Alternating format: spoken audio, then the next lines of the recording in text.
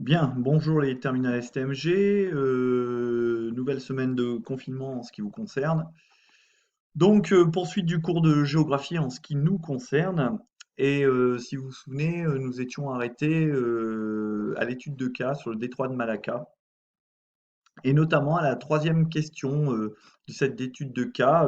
Nous sommes toujours dans le grand 1, pardon, qui s'intitule un passage stratégique de plus en plus saturé. Et nous sommes dans la question petit 3. Expliquer pourquoi le détroit de Malacca devient un goulet d'étranglement du trafic maritime. On avait expliqué en classe qu'était un goulet d'étranglement, hein, le fait que le passage se réduise de plus en plus, un peu comme un goulot de bouteille.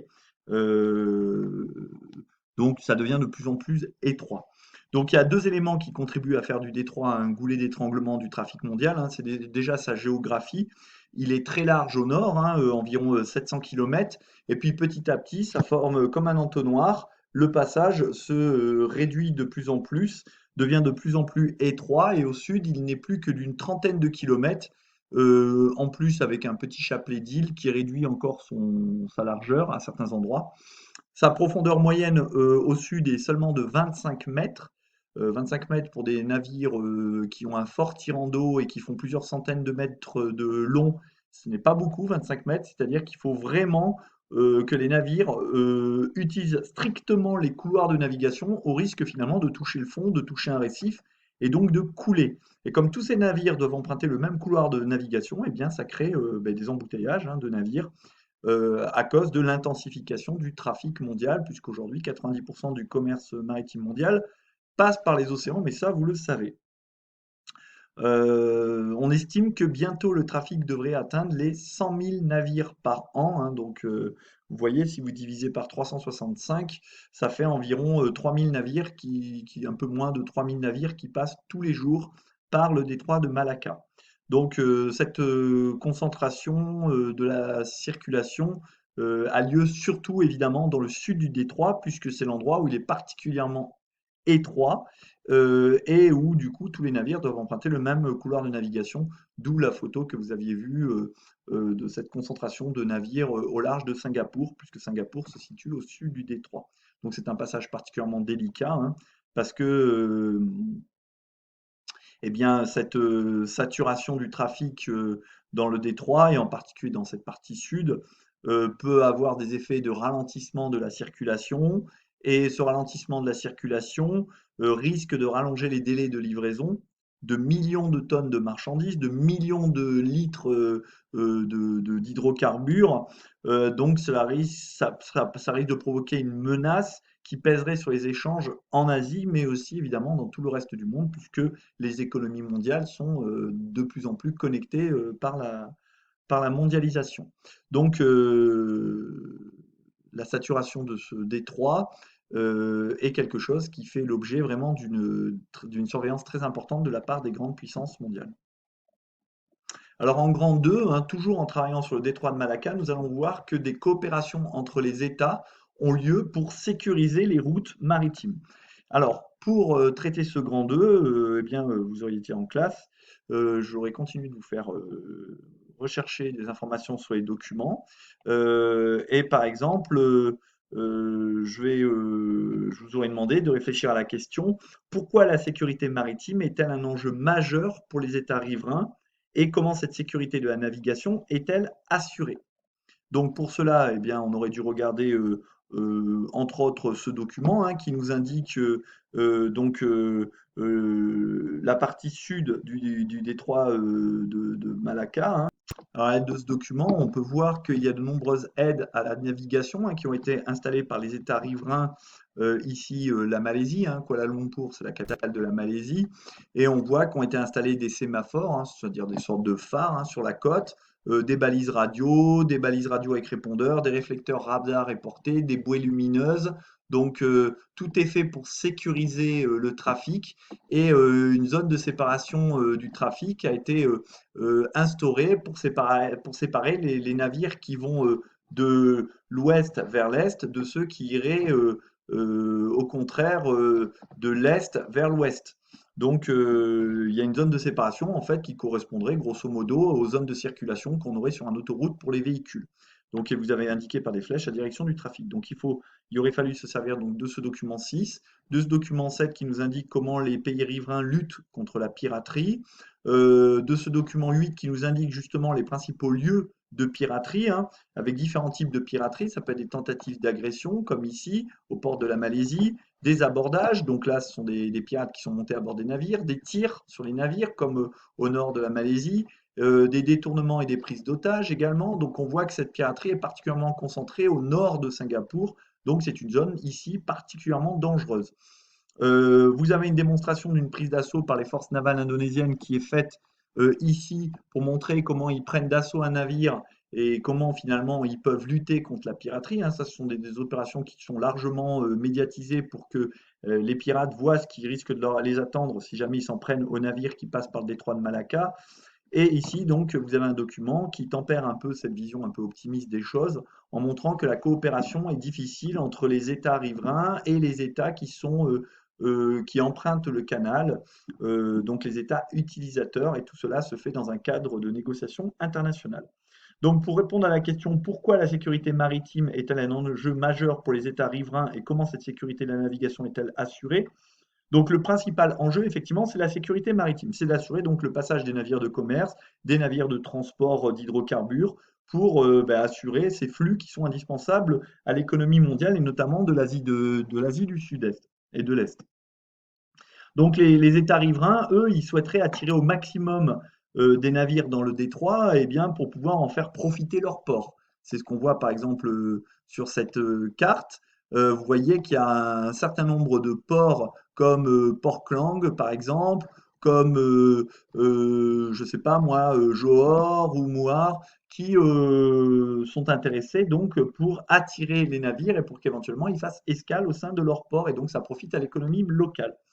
Euh, pour essayer justement de maintenir cette sécurité, eh bien, ça va être évidemment la lutte contre la piraterie, qui est évidemment un des aspects indispensables à la sécurité. Un autre aspect qui est indispensable à cette sécurité, c'est aussi la gestion du trafic, d'où la construction de toutes ces infrastructures. Donc, c'est même, j'ai envie de vous dire, l'aspect le plus important, puisque comme je vous ai dit précédemment, hein, on attend près de 100 000 navires annuels dans ce détroit, près de 3 000 navires par an, donc ça fait de nombreux risques d'accidents, et or un accident en mer pourrait, et d'une, bloquer le trafic dans sa zone, parce que si vous avez un navire de 300 ou 400 mètres qui s'échoue, eh bien, il risque de largement perturber le trafic, un peu comme quand vous avez une voiture qui est en travers de l'autoroute, eh bien la circulation est coupée. Ben, vous imaginez la même chose pour les navires, notamment dans la partie sud du détroit qui est particulièrement étroite. En plus, si ce sont des navires qui transportent des hydrocarbures qui viennent à avoir un accident, ça risquerait de provoquer une marée noire et d'avoir donc des conséquences environnementales très importantes sur les pays riverains, notamment l'Indonésie, la Malaisie. Donc, pour essayer de limiter et de gérer ce trafic, ont été installés donc des couloirs de navigation, hein, et une zone de séparation du trafic, comme vous pouvez le voir, et un grand nombre d'équipements hein, pour sécuriser le passage, comme on les a listés, hein, les sémaphores, les balises, les radars, des bouées lumineuses hein, pour assurer donc la sécurité pendant la nuit et voir éventuellement où se trouvent les obstacles. Ensuite, à l'aide des documents 7, 8 et 9, je vous demandais d'expliquer comment s'organise la lutte contre de localiser les zones de piraterie dans un premier temps dans le détroit de Malacca.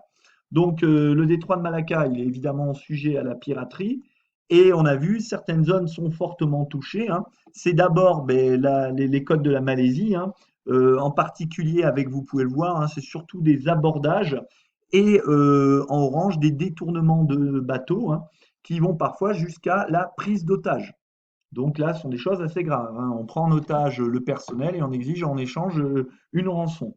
La principale voie maritime, hein, celle-ci là qui est empruntée, rencontre aussi des dangers de piraterie, hein. On voit des tentatives d'abordage sur la principale route maritime, des détournements, des prises d'otages, hein, ce qu'on voit le long de ces pointillés.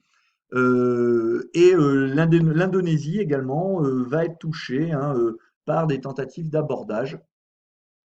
Donc, les zones de piraterie sont, pour résumer, majoritairement à proximité de la Malaisie, mais il ne faut pas négliger le fait qu'il puisse y en avoir sur la principale route maritime, mais aussi au large de l'Indonésie. Ensuite, petit 3, on vous demande d'expliquer comment s'organise la lutte contre la piraterie. Donc, pour la lutte contre la piraterie, il fallait notamment regarder ce document 7, ainsi que les documents 8 et document 9.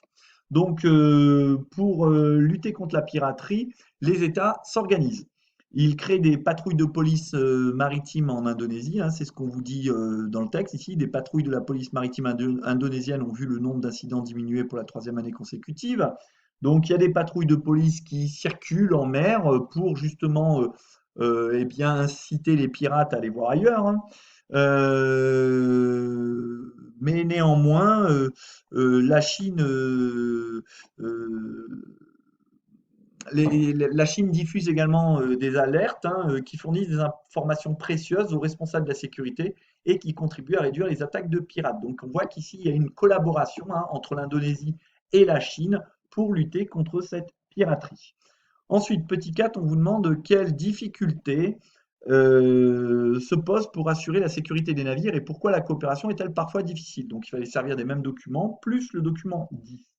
Donc la difficulté principale, c'est qu'il est nécessaire pour les États riverains et pour les États utilisateurs, ce n'est pas la même chose, hein. Les États riverains, ce sont ceux qui ont leurs rives le long du détroit, donc principalement l'Indonésie et la Malaisie, alors que les États utilisateurs, eh bien, ce sont tous les pays du monde qui empruntent ce détroit, donc notamment la Chine, le Japon et les compagnies occidentales.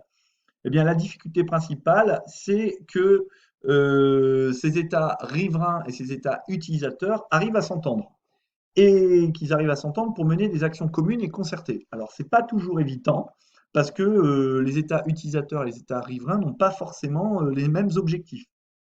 Euh, les États utilisateurs, par exemple, eux veulent assurer la libre circulation dans le détroit. C'est-à-dire que la Chine veut que la libre circulation dans le détroit soit garantie, donc qu'il n'y ait pas de souci pour que ces navires puissent continuer à exporter les produits manufacturés de Chine vers l'Europe, par exemple, ou vers le Moyen-Orient, et qu'en retour, eh bien, le pétrole du Moyen-Orient parvienne à la Chine. Donc la Chine, elle, ce qu'elle veut, c'est la libre circulation dans le détroit.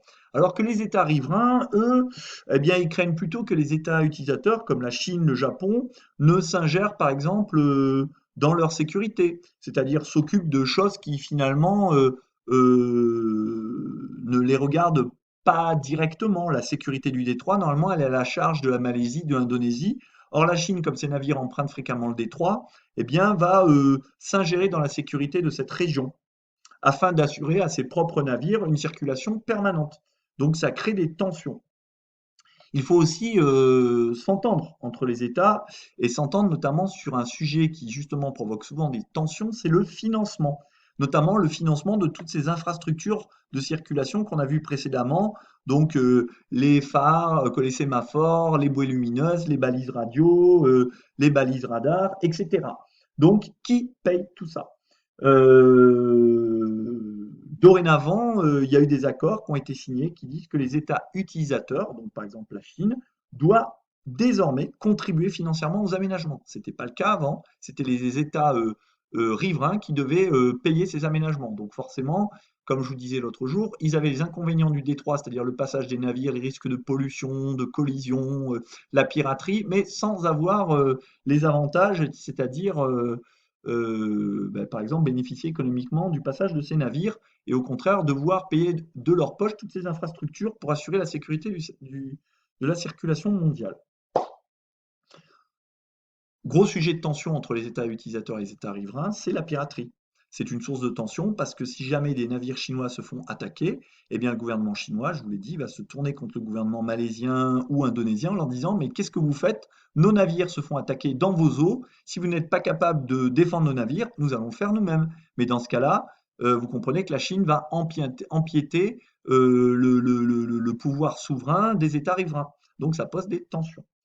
Donc cette piraterie, elle va mettre en danger la sécurité et la fluidité du trafic maritime, qui normalement, comme je vous le disais, sont sous la responsabilité des États riverains d'après la Convention de Montego Bay. Donc ça va provoquer des tensions, et c'est pour ça que ce point de, ce comment dire, cette piraterie, c'est un peu comme une épine qui est enfoncée dans le pied de l'Indonésie ou de la Malaisie.